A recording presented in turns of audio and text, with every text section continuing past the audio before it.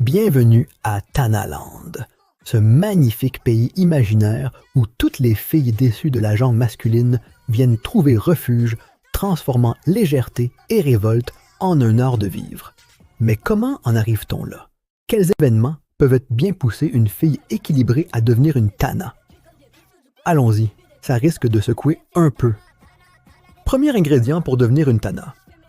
Imaginez une petite fille dans sa chambre. Tout semble paisible à première vue.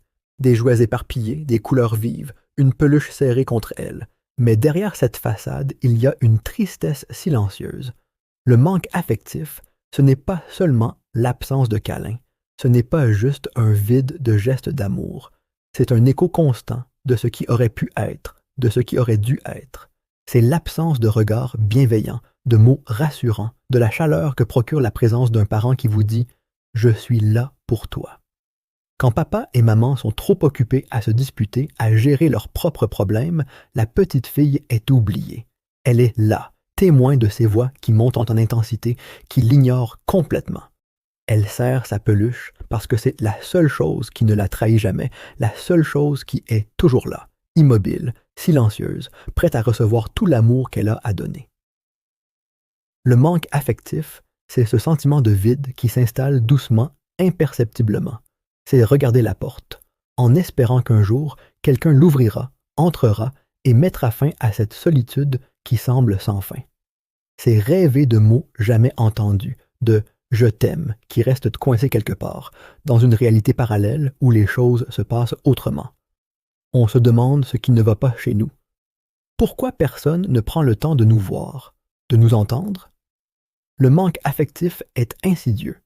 Il ne fait pas de bruit, mais il laisse des traces profondes. Il sculpte notre manière de percevoir le monde, il transforme nos attentes, croyant que l'amour est rare, qu'il faut le mériter, qu'il transforme nos attentes.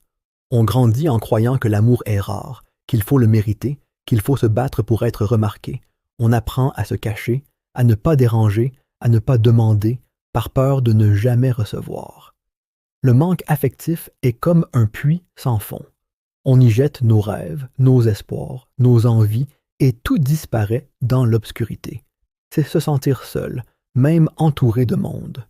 C'est entendre les autres enfants rire avec leurs parents, pendant que vous êtes coincé dans votre bulle, espérant que, peut-être un jour, quelqu'un vous en sortira.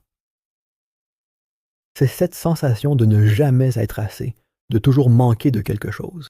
Et c'est là que commence la transformation. Parce qu'à force de ne rien recevoir, on décide de ne plus rien attendre. On se construit une carapace, on fait semblant de ne plus avoir besoin de rien. Et c'est là que naît la Tana, cette fille qui refuse de dépendre de qui que ce soit, qui transforme le manque en indépendance, la douleur en sarcasme.